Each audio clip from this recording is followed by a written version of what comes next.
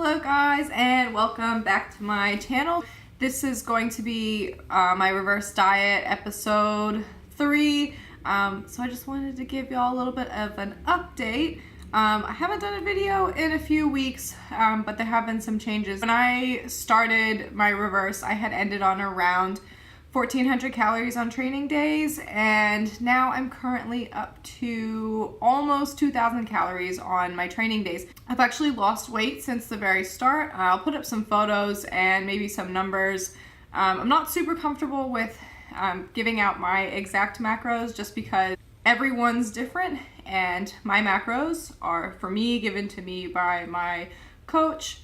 So just putting that disclaimer out there, but in case y'all are interested, I might put up the macros. So over the last couple of weeks, or since the last video that I've done, weight came down slightly, so like half a pound. So macros got put up, which is awesome. I'm finally over 200 grams of carbs on training days, and even though it seems like a lot, I'm still like pretty hungry most days. This past week, so this is actually week 18 of my reverse diet, weight has gone back up another half pound. So last week my average weight was 133.5, and this week I'm 134. Those have stayed the same, no increases, sadly. I have been a little under the weather, which isn't helping. I haven't been training as frequently or as intensely. So normally when I go into the gym, I pretty much am the type of person, I don't have any self-control and I just go super hard. And this week, since I haven't been feeling great, workouts have been pretty light. So that could potentially be contributing to my slight increase in weight. Another thing is, and this is something that I'm trying to work on as my calories get higher and higher, is I'm a pretty sedentary person during the day. So even though I go to the gym and I train 5 days a week and I've got cardio that I do, I sit all day. So like my job is, I'm an online coach, specifically strength, like calisthenic stuff and macro coaching, but I spend most of my days in front of a computer. So just like a little tidbit for anyone who is doing a reverse diet, as well, as your calories get higher, it's important to try and get your just regular activity up. So maybe going for walks after meals. This is something I'm currently trying to implement, is like after a meal, like to get up and go for a little bit of a walk.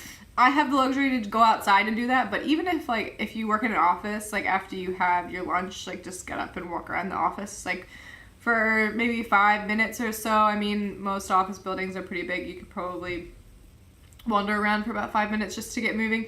So yeah, that's a little tidbit and something that I'm trying to work on instead of just sitting my lazy ass in front of the computer all day. So for this video, I did actually get some workout footage. Hooray! I had my fiance with me. He was able to take some videos of me training. Sometimes I'll set up the tripod and try and film myself, but if there's too many people, I feel really awkward doing that because you've got to like try and stack it on something, like set it up on a box, or use equipment in a way to get the right angle, and I don't want to be in anyone's way. So I was able to get some training footage, and I've also got a full day of eating. So that's a full day of eating for a training day. So that's like 200 plus carbs. If anyone's interested, I can also do a full day of eating for a non-training day. I do eat less calories on the day that I rest. So yeah, I hope you guys enjoy this video. Don't forget to check me out on Instagram and like my Facebook page and subscribe to the channel and all that stuff. So yeah, enjoy the video, guys. See you next time. Alright guys, so for meal 1, we've just got my normal breakfast, which is an omelet and a bowl of oatmeal. So in the omelet, we've got 130 grams of egg whites, 1 whole egg. My fats are a little bit higher now, so finally can start having some whole eggs again. And then there's just some ham and spinach and onion mixed in there, avocado and sriracha on top. And then just an oatmeal packet with some sugar-free maple syrup.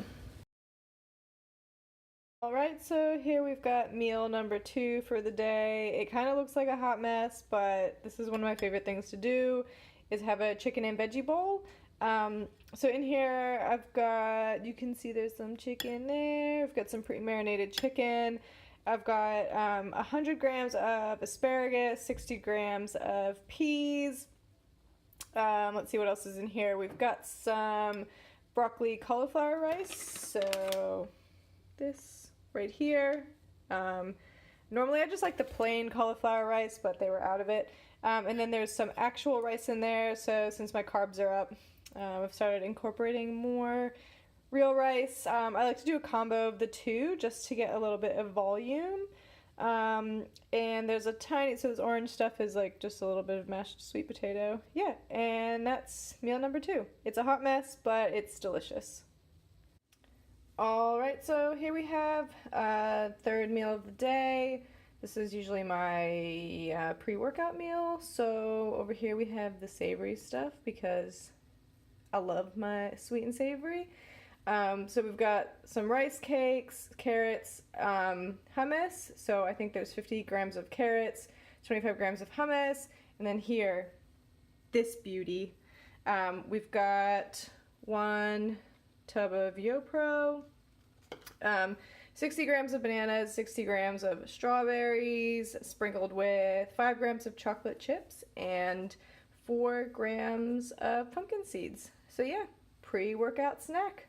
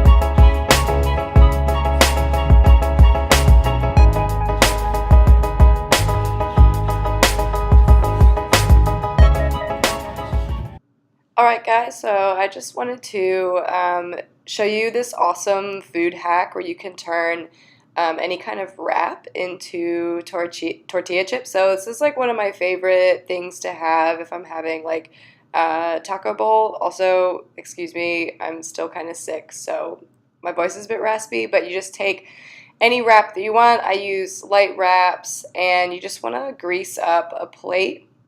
And then you're just gonna cut the wrap up. So I've got kitchen scissors that I use, and all I do is cut it up into shapes that vaguely resemble tortilla chips. And then you just spread it I spread them out on the plate, so you want to make sure that they don't overlap so that when you're cooking them in the microwave, that they get cooked evenly and they get nice and crispy. So as you can see, we've got a bunch of triangles and they fit on there nice and easy. And then you're just going to take your plate and put it in the microwave and microwave them for a minute. And then once they've microwaved on one side for a minute, you're just going to flip them over and then microwave them again for another minute. And then you're just going to flip them over again and microwave them for another 45 seconds or so. And the end result is crispy tortilla chips.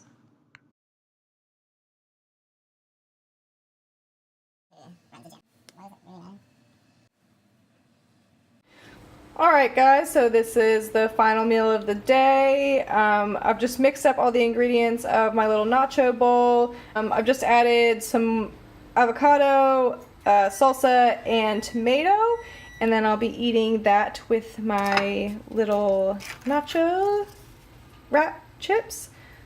So yeah, final meal of the day. I've just got a nighttime snack after this, so I'll show you that when I'm done. So we got my nighttime snack here, 110 grams of Peter's Light and Creamy, 1 sugar-free chocolate chip cookie crumbled up, 15 grams of peanut butter, and 2 little squares of a chocolate bar.